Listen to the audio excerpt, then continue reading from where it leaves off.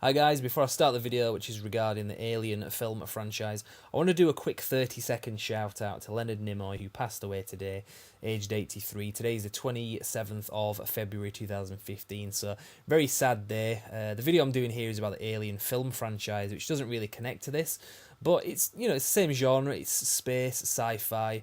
And Leonard Nimoy really was a legend to that genre as Spock in Star Trek, so I just wanted to give a bit of a shout out there. So rest in peace, Leonard Nimoy. Of all the souls I've encountered on my travels, yours was the most human.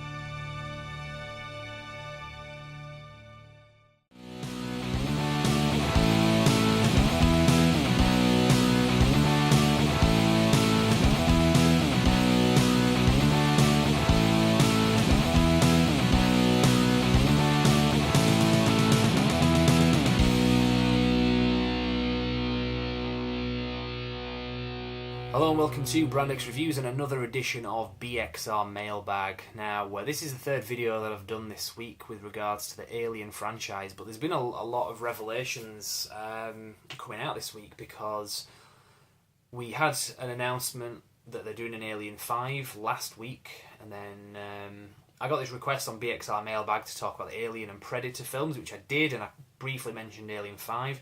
Then there was some more revelations that came out that said that Sigourney Weaver is going to be in the film, the Alien 5 film. It's not announced the actual name of the film, we're just kind of calling it Alien 5 for now. But also that Alien 3 and Alien Resurrection, which is Alien 4, are no longer in continuity with this. That was what was being said. So I spoke about that yesterday. I posted some stuff on obviously YouTube, a video about it, and that went on Facebook. We've got a new contributor to the mailbag, BXR mailbag section, because one of my viewers put a really great barrage of questions on there. So I thought this justifies doing a follow-up video. So I said I was going to do that yesterday, but actually since then there's been even more revelations now. So I'm just before I get to your mailbag question, I'm just going to talk about the new revelation, because that will help me answer your question. Today a video came online, I think it was today, that's when I saw it anyway, that in response to a lot of the talk that was going on online about people saying Alien 3 and 4 are out of continuity now, Neil Blomkamp, the director of Alien 5 that did District 9 and Elysium, and the upcoming film Chappie with Sigourney Weaver, who's in that film, and also obviously in Aliens, in fact she's commented on this as well, he's come out and said, well actually Alien 3 and 4 are not being wiped out as such. That's what he seems to be alluding to. It's still very vague what he has said, but like I say, there's this film Chappie that's coming out, and that's being promoted at the moment by them, so they're doing a lot of interviews, which is great timing, because people can ask them about all this, because it's quite a hot topic on the internet at the moment, is this. So while they've been promoting this film, interviewers have been saying, what's this about Alien 3 and 4? Are they not going to be continuity or what? So that's great. So Neil Blomkamp on this video has said, my favourites are the first two movies, so I want to make a film that's connected to Alien and Aliens. That's my goal. I'm not trying to undo Alien 3 or Alien Resurrection. I just want it to be connected to Alien 1 and 2. Now it feels contradictory. Now maybe when he's made the film that will make more sense. He might just mean that it's kind of in a spiritual sense, it's a sequel to 1 and 2, and that spiritually it's kind of forgotten 3 and 4. It might just mean in a tonal sense, in that 3 was very nihilistic, very grim, 4 was kind of silly and daft. Maybe this film is going to have none of those elements in it, but it's going to have a lot of elements from 1 and 2, so in that sense it's a sequel to 1 and 2. Storyline wise, it has to acknowledge 3 and 4, because you can't connect 1 and 2 to 5 without having 3 and 4 in between that connection, and fundamental things happen in 3 and 4, namely Ripley's character dying, possibly if the Hicks character is going to be in this, played by Michael Biehn, if he's going to be in it, he died in 3 as well. So like I say, you can't just connect 1, 2 to 5 without acknowledging 3 and 4. So how do you bring those characters back? It begs the question, it really does. And what he said here I don't know, it doesn't really make much sense. But like I said, when the film comes out, it might make more sense. Sigourney Weaver made some kind of comments about giving the character closure. She didn't feel that they'd done that, but again, that doesn't really answer the question we're talking about here. Now, as I say, this is a mailbag video. I'm going to get to the question now, because I had to kind of preface your question and my answers with those comments that came out today, because your question was based on earlier stuff. But it's still very relevant. So, Ben Mortimer, this is the guy who sent the Brand X Reviews mailbag question in. Well, he kind of posed it more to me directly, having posted this Brand X Reviews video, but I'm doing it as a mailbag video for you, Ben. So this is what he put anyway. Cheers for the info on this, Joseph. I'm a bit gutted it's just disregarding number 3, as I consider that a great film and a classic ending to Ripley's story before they cloned her. The age of the actors is a factor too. Is Blomkamp going to say Ripley's just been chilling for 30 years, and if so, what's she been up to with Hicks and Newt? Or are they going to have some serious makeup artists? Another thing that's always annoyed me about the whole Alien Prometheus universe is the ship they find in Alien isn't the one that's in Prometheus. It's a totally different planet, I'm pretty sure. I'm guessing the other one that leaves at the end of Prometheus may end up being the ship in Aliens. Either way, that's a few of them, I suppose. Or am I just confused? Okay, so great questions there, Ben. Cheers for that. It's some really good points, and it's stuff that I didn't really touch upon before.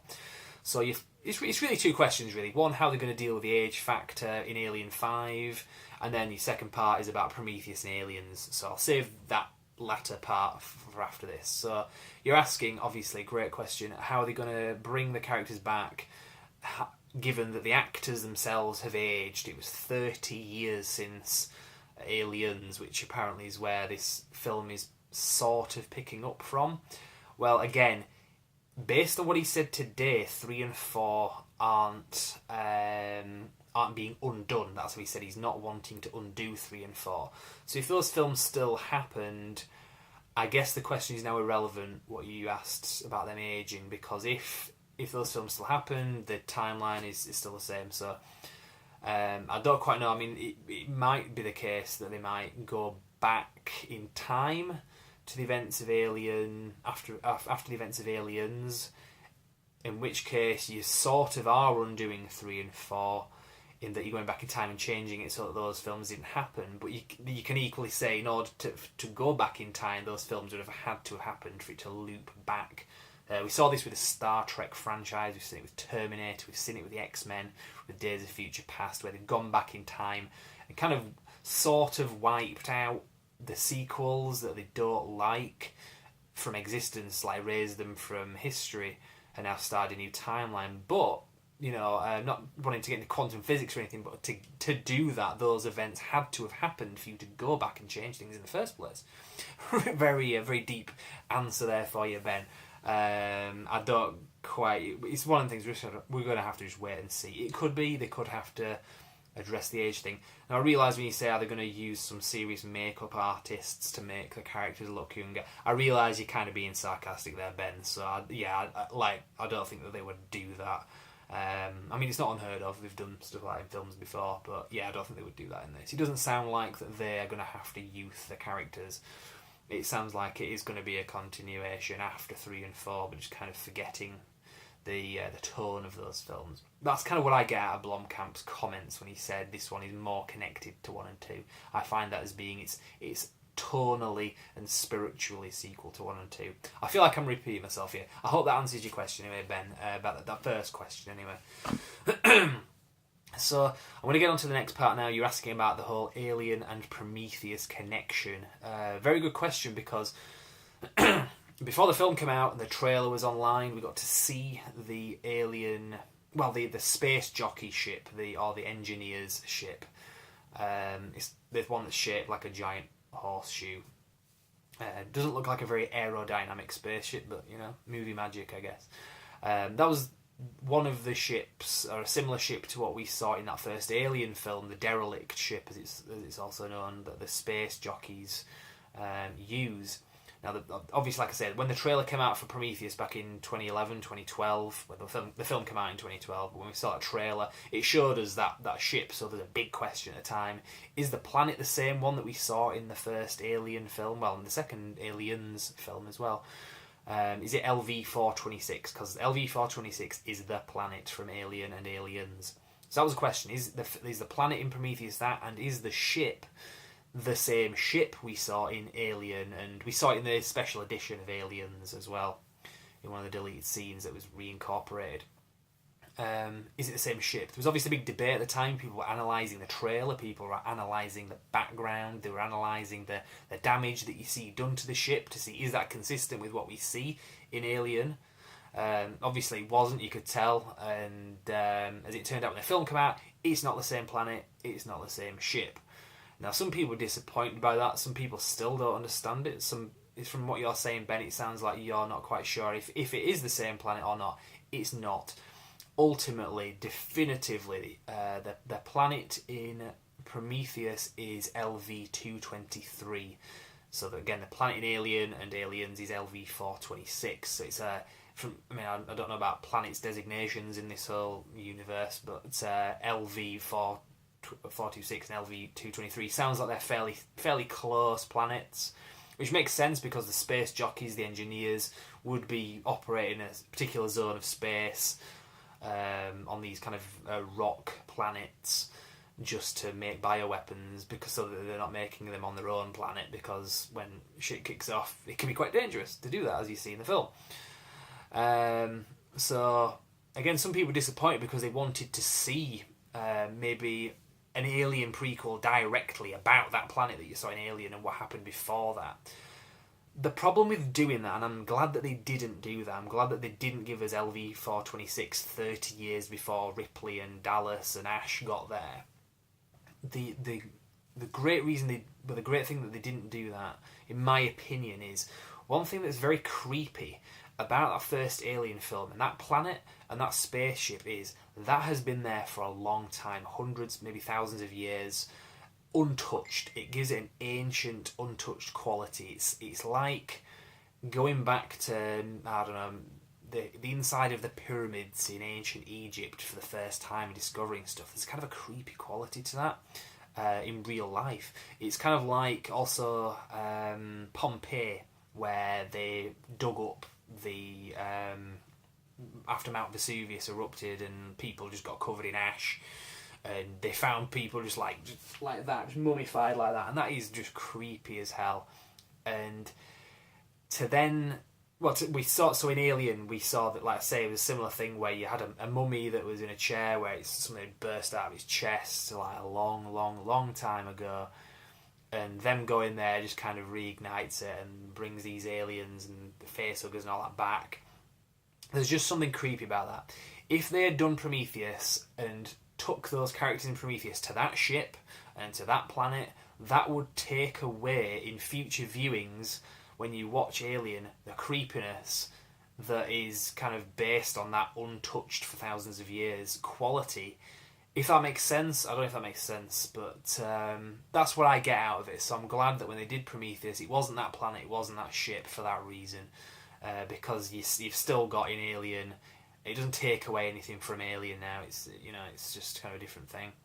And it makes sense as well. You could say, well, isn't it a coincidence that in the space of 30 years, after thousands of years, or millions of years, I don't know, you've got humans finding these things? Well, not really, because if in the events of Prometheus, they came close to getting this, the Weyland-Yutani Corporation came close to finding these aliens in Prometheus, 30 years later, that explains why the corporation was so kind of on the ball with, if you go out there and you find aliens, you have to investigate, you have to bring it back, it's crew expendable for that reason, because we came close in the events of Prometheus in the year 2093, 2094. So by the time Alien happens in 21, 22, I think, the corporation is really just kind of desperate to find another ship like that, another planet, to the point where they're just sending people out there to die and to That makes sense. It all ties together. It's a great connection. The way these films don't connect but do, I love it. I think it's great. I think it's really well done. I know, like I say, some people were pissed off with Prometheus because it's not the same planet, not the same ship, but think of it that way, and I think you will appreciate Prometheus more for it. It's a film that a lot of people don't really like, but for that reason. But I think if you do, I think if you think about it that way, that's a positive in my opinion. So you're saying that you weren't sure if it's a different planet. Like I say, it's not. Alien and Aliens, it's LV-426. Prometheus, it's LV-223. And I'm sorry, I keep repeating myself there. Now, the ship that you see leaving at the end of Prometheus, you're asking, may end up being the ship in Aliens. Well, Alien and Aliens.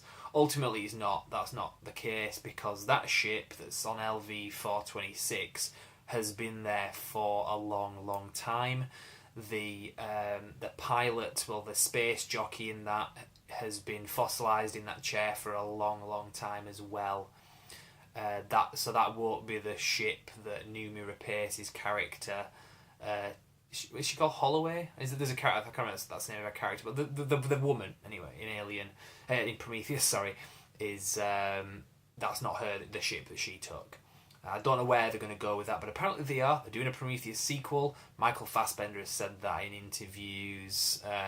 I'm sure that it's been said elsewhere as well. So we're going to have a Prometheus kind of storyline that's going to have future films, but also Alien 5 as well, as I say. So you say either way, there are a few of those ships, I suppose, or am I just confused? Yeah, well, there will be a few of those ships. Like I say, it makes sense. This area of space seems to be an area that the space jockeys, the engineers, use to do their bioweapons projects, the xenomorphs and all that, whatever else they're into. So yeah, and that will make sense, because it doesn't mean just because there is a planet with that spaceship on it has to be the same one. I mean, you could do a film about, say, Hilton hotels, or event. Well, not about that, but a film where there is an event in a Hilton hotel. In one town. You could do another film that's set in the same universe about another Hilton hotel. Doesn't necessarily mean that those films are going to connect as such just because they're both set in Hilton hotels, because there are many out there, and that's just the way things are. There are many planets out there. There are many of these ships. They've got a fleet of these horseshoe-shaped ships. I can't remember what they call them in the actual film. But there's an entire fleet of them going out there doing all this bioengineering stuff. So yeah, I mean, you can see the confusion, obviously. So I hope that answers the questions. I've rambled on for like 15 minutes anyway, and I hope it's been kind of coherent anyway. But if these videos tends to spawn another one, so there's probably going to be a follow up to this anyway. But it's all good. I love getting into this stuff, and it's a film series that I love talking about as well. Because you can connect all these films together quite well. I mean, there are issues with continuity. I'm sure that you could get into that, but I would like to sort of compliment this series on the fact that you can connect them all together. There isn't really one that stands out and must be out of canon because it just doesn't fit with the others, and I'm hoping this Alien 5 doesn't do that, because all these films do tend to follow on and link together. I mean, it's not like a film series like Highlander, where you've basically got quite a few films there, like half a dozen films, and it's hard to find any two of those films that connect together, let alone the entire series. You can maybe connect Highlander 1 and 3, maybe. But with Aliens, there aren't really any films that don't connect together. You can connect Prometheus with Alien vs Predator, the first film, even at Ridley Scott's wishes, because I think Ridley Scott directed Prometheus. I think he openly said Alien vs Predator films didn't happen, but you can still connect Prometheus to Alien vs Predator. I can be specific.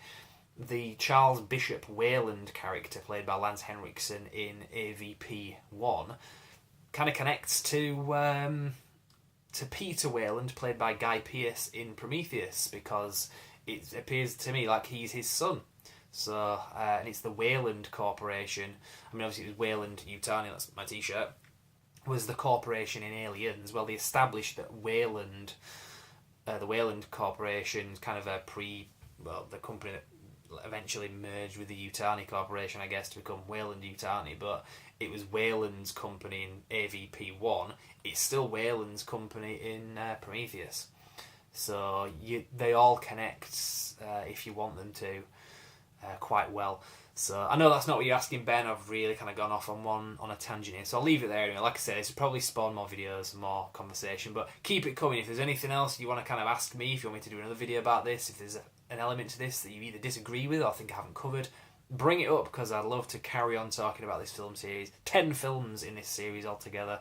As I say, I talked about these in chronological order before, the order to watch them in, so if you want to know more about that, go back a few days ago at Brand X Reviews and look at my Alien Predator retrospective video, because I talked about all those films in story chronology order.